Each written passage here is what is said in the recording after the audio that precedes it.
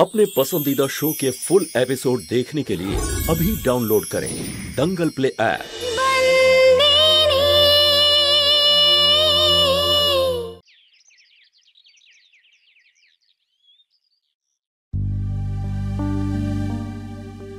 কি করছিস তুই নন্দিনী? সব জিনিসপত্র অগোছালো করে রাখিস। কখন থেকে বলছি হোমওয়ার্কটা কমপ্লিট করে রাখ, তুই এখনো এরকম ভাবে বসে আছিস। নন্দিনী, মা কিছু বলছে তুই শুনছিস না? নন্দিনী, আসলে কি বলতো মা, আমি তো বাবার সাথে এবারে ঘুরতে যাইনি, তাই জন্য আমি দেখছিলাম আর কতদিন বাকি। এই দেখো।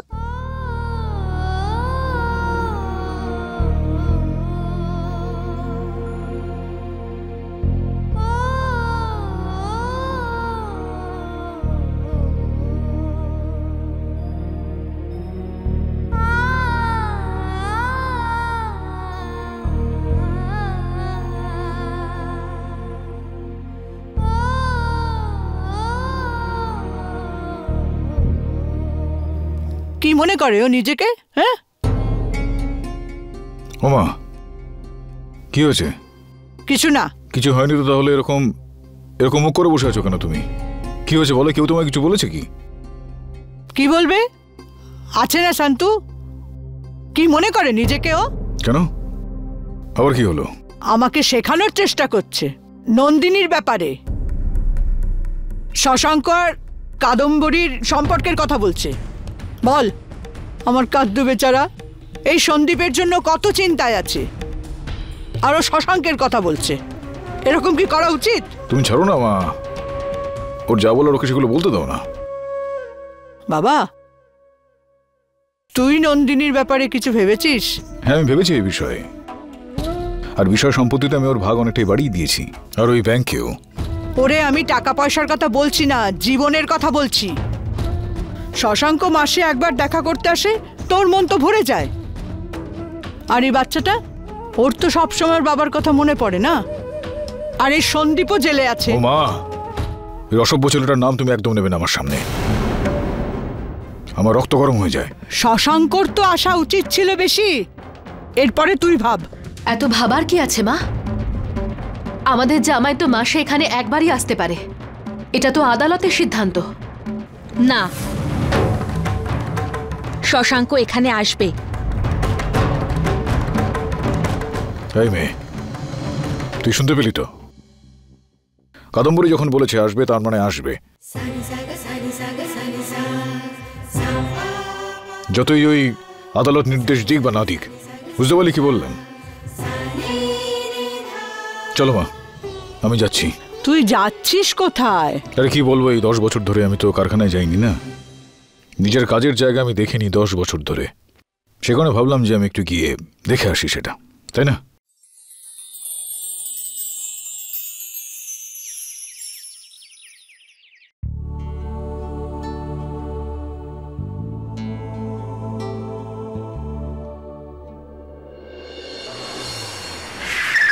আরে মালিকের গাড়ি এসে গেছে। মালিকের জয়, মালিকের জয়, মালিকের জয়, মালিকের জয়, মালিকের জয়, মালিকের জয়, মালিকের জয়, মালিকের জয়, মালিকের জয়। আসুন মালিক, আপনার ফ্যাক্টরিতে আপনাকে স্বাগত। হ্যাঁ, খুব আগ্রহ ভরে অপেক্ষা করছি। বিভাকে তোমরা কিছু বলোনি তো? হ্যাঁ মালিক, আপনার আদেশ ছিল, কাউকে বলেনি। ওই নতুন ইউনিয়ন লিডার কিছু ঝামেলা বাঁধাতে চাইছিল, তাই বিভা ম্যাডাম ওখানে গেছে। চলবে না, চলবে না, গাজওয়ারি চলবে না, চলবে না, চলবে না, গাজওয়ারি চলবে না। আপনার ক্যান্টিনে যে খাবার দেওয়া হয় সেগুলো নোংরা, পচা। আমরা মন প্রাণ দিয়ে হিরে পরখ করার কাজ করি, আর আপনি এই পচা খাবার খাওয়ান আমাদের? চলবে না, চলবে না, চলবে না। আমরা কাজ করব না, করব না, চলবে না। এত সাহস এদের! দেখো, কেউ জেনে বুঝে নিশ্চয়ই তোমাদের খাবারে নোংরা ফেলবে না। যে রান্না করে সে নিজেও একজন মানুষ, তার থেকেও কখনো ভুল হতেই পারে। দেখুন, ক্যান্টিনের লোকদেরকে আমি বলে দেব যাতে এরা ভবিষ্যতে এই রকম ভুল আর না করে। তোমরা খাবার খেয়ে নাও আর কাজ শুরু করে দাও। ক্ষমা করুন, ক্ষমা করুন। আপনারা তো অনেক বড় লোক, তাই না? রূপোর থালায় খাবার খান আর বড় বড় কথা বলেন। একদিন যদি এই খাবার খেতে হয় না আপনাদের, তখন বুঝতে পারবেন আপনি। খেতে পারবেন আপনি? খান খান, এটা খেয়ে দেখান। খেতে পারবেন না তো? হ্যাঁ, নিজে খেতে পারবে না, আমাদের খাওয়ার জন্য বলছেন।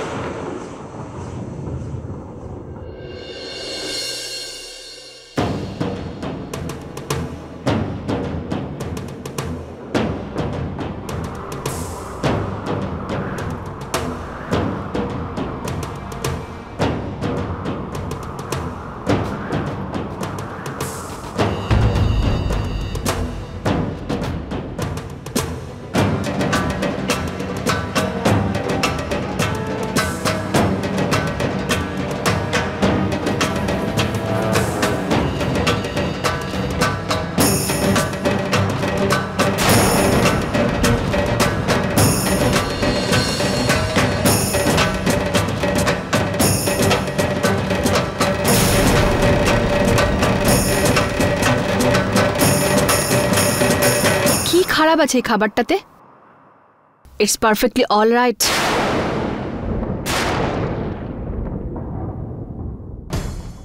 থালাটার উপর হোক বা স্টিলের, খাবারটা খাবারই হয়।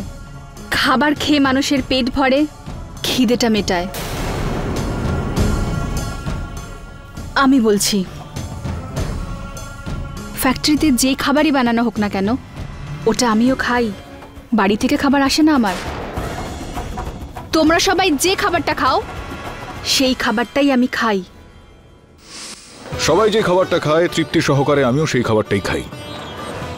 যদি আমাদের বাড়িতে কোনো এক প্লেট খাবার খারাপ হয়ে যায়, তাহলে গোটা খাবারটা ফেলে দেওয়া হয় না। যদি হীরের উপরে কোনো দাগ লেগে যায়, তাহলে ওটাকে আমরা ফেলে দিই না, ওটাকে পালিশ করে নিই।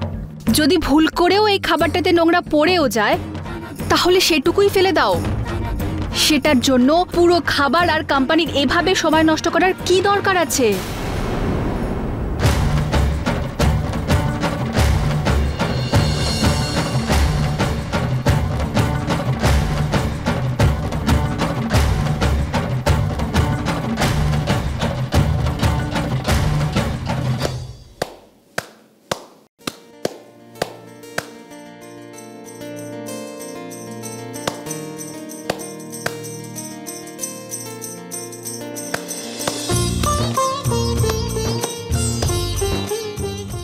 খুব ভালো মা, ভীষণ ভালো। বাবা, বাবা,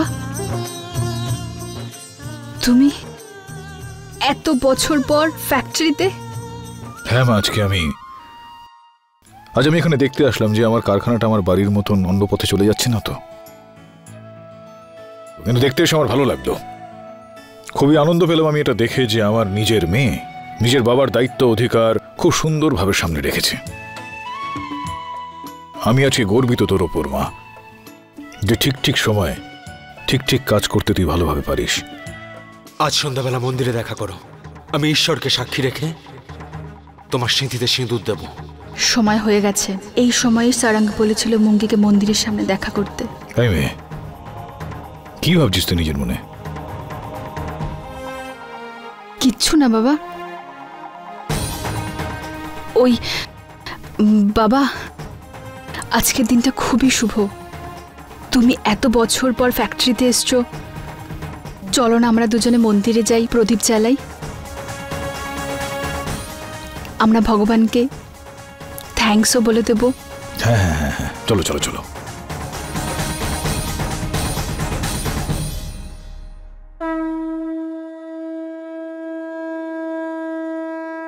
চলো।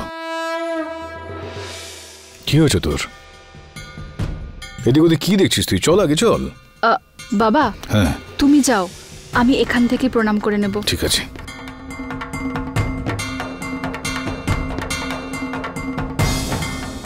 আমি বাবাকে এখানে নিয়ে এসেছি যাতে সারাঙ্গ আর মুঙ্গিকে ঠিকঠাক শিক্ষা দেওয়া যায়, কিন্তু এখানে তো দুজনের মধ্যে কাউকেই দেখতে পাচ্ছি না।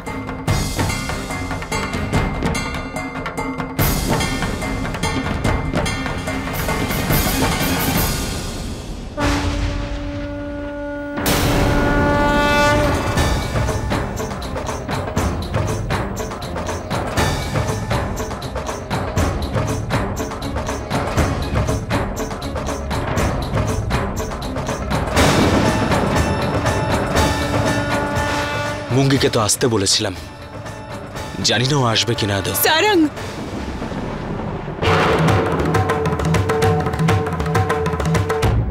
সারং শোনো। কিচ্ছু বলার প্রয়োজন নেই। ব্যাস একবার বাবা ওদের দুজনকে একসাথে দেখে নিক, তারপর ওদের ব্যবস্থা নেওয়া যাবে।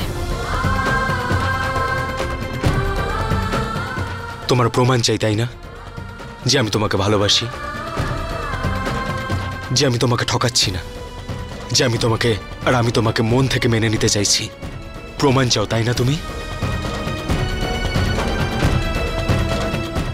কামান বাবা, তাড়াতাড়ি এসো। দেখো দেখো দুজনকে একসাথে।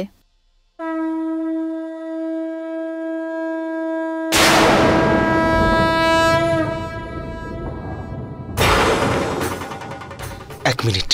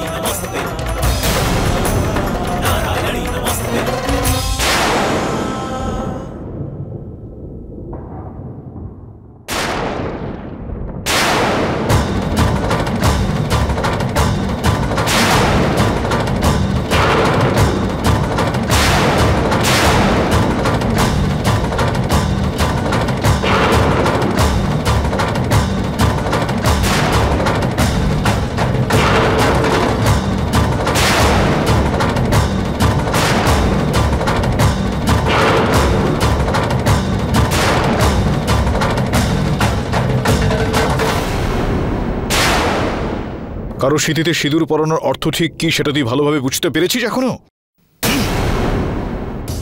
অসভ্য। আর তুই কি করছিলি এসব? হ্যাঁ আঙ্কেল, আমি একটা কথা আমি শুনতে চাই না তোর মুখে। আমি জিজ্ঞেস করেছিলাম না তোকে যে মনে কোনো রকম সংশয় থাকলে তুই বল, কিন্তু তুই এখনো বলে উঠিসনি। সবার সামনে তুই আমার মেয়ের পানি গ্রহণ করতে চাইছিস। আর তুই জানতিস সেটা যে ওর সম্বন্ধ আমার বিবাহের সঙ্গে হয়েছে, কিন্তু তারপরে তুই এই যে অন্যায় তোমরা করলে না দুজনে মিলে, এটার উত্তর গোটা পরিবারের সামনে দাঁড়িয়ে থেকে তোমাদের দুজনকে দিতে হবে।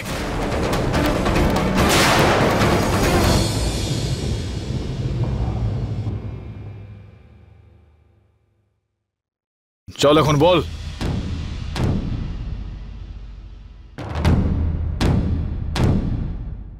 কেন করলি এরকমটা?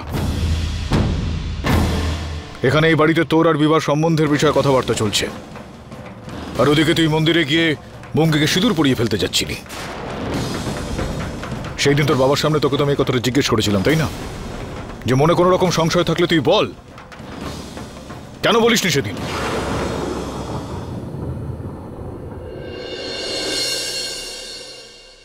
আর শোন, তুই মেয়ে, তোকে বলছি, একটুও লজ্জা হলো না এই কাজটা করতে?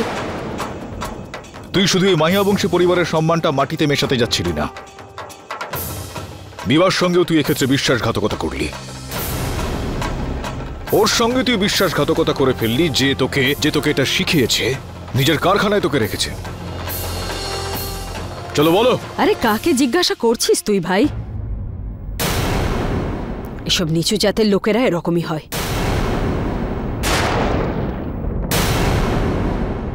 যে থালায় ওরা খায় সেই থালাতেই ছিদ্র করার পুরনো বদ অভ্যাস আছে ওদের। ওর দুই দিদি যা করেছে, তারপর ওর থেকে এর থেকে বেশি আর কি আশা করা যায়? সংস্কারটাই এরকম ওদের। আরে সন্তু যেটা করেছে সেটা করেছে, আমি যেটা করেছি সেটা এজন্যে প্রায়শ্চিত্ত করতে পারবো না। শুধু তুই তো ভরসা ছিলিস মঙ্গি, তুই এটা কেন করলি?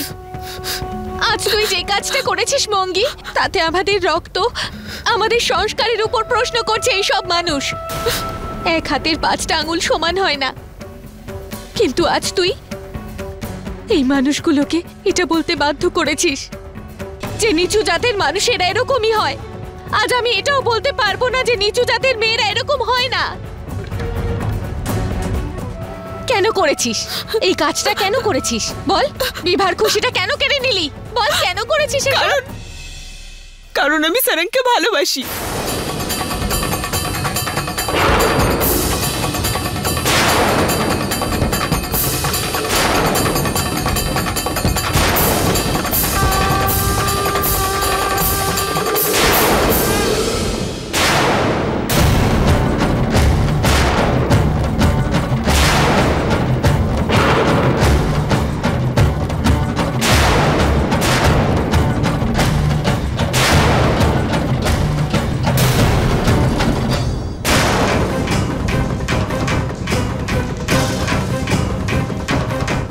মঙ্গি যা বলেছে তা আমরা সবাই শুনেছি, কিন্তু সারং, এবার তোমার মুখ থেকে সত্যিটা শুনতে চাই।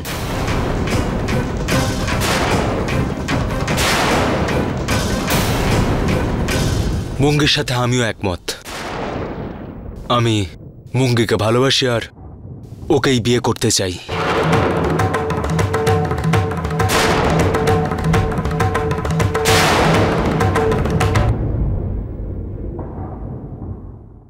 বাবা, সবকিছু একদম পরিষ্কার।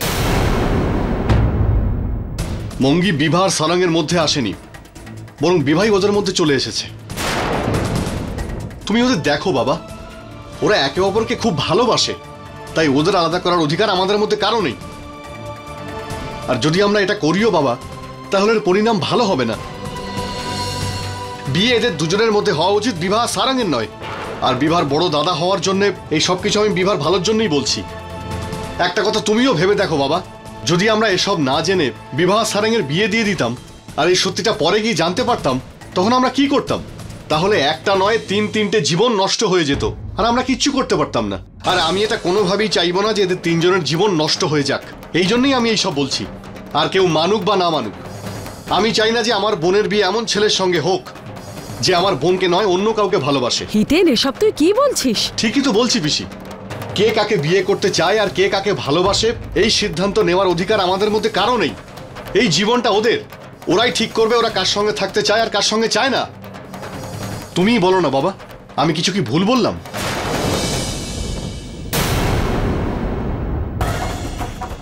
আমি তো বাবাকে মন্দিরে সেই কারণে নিয়ে গেছিলাম যাতে এদের দুজনকে আলাদা করতে পারি, কিন্তু এখানে তো সবটা উল্টো হয়ে গেল। এবার তো মনে হচ্ছে বাবা এদের দুজনের বিয়ে দিয়ে দেবে।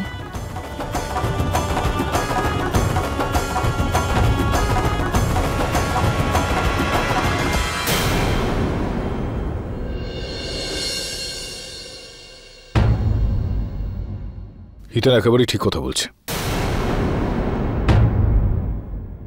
কাকে কার সঙ্গে বিয়ে হবে সেটা তাদের একান্ত ব্যক্তিগত ব্যাপার। বাইরের কারোর সেই বিষয়ে কোনো রকম কথা বলার অধিকার থাকতে নেই। কিন্তু বাবা, তুই এই বিষয়টা যদি আমাকে একটু আগে বলে দিতিস তাহলে একটু ভালো হতো। কিন্তু ঠিক আছে, এখন আর কি করা যাবে। আমারও এই বিষয়টা সম্বন্ধে একটু খবরাখবর নেওয়া উচিত ছিল, কিন্তু সেটা আমি করিনি। তো এক্ষেত্রে ভুল আমারও রয়েছে। যদি পারিস তাহলে আমাকে তোরা... আরে আঙ্কেল, আপনি তো আমাকে লজ্জিত করছেন। আপনার জায়গায় অন্য কেউ থাকলে সেও একই কাজ করত। আসলে ভুলটা তো আমার। যেদিন বিভা আমাকে হ্যাঁ বলেছিল, আমি বুঝতেই পারিনি যে কিভাবে রিয়াক্ট করব। যদি সেদিন সাহস করে বলতে পারতাম তাহলে আজ এই মুহূর্তটা আসতো না। থ্যাঙ্কস আঙ্কেল, আপনি আমাদের দুজনকে বুঝতে পেরেছেন। জানি 5টা আঙুল সমান হয় না, কিন্তু আমার মঙ্গি সত্যি সবার থেকে আলাদা। বাকি রইল মঙ্গির বিয়ের কথা। আমি অনেক বছর আগে দাদুকে কথা দিয়েছিলাম যে ওনার বাড়ির দায়িত্ব আমি নেব। সেই জন্য মঙ্গির বিয়ের দায়িত্ব আমি নিলাম।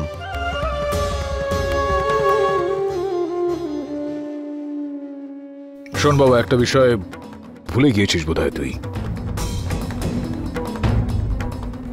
এটা শুধুমাত্র আমাদের নিজেদের বাড়ির ব্যাপার নয়। সেক্ষেত্রে যাই তোরা করতে চাস বা এরপর যা যা সিদ্ধান্ত নিতে চাস, সেটা সারাংয়ের পরিবার আর মঙ্গির পরিবার যদি যৌথভাবে নেয় তাহলে ভালো হয়।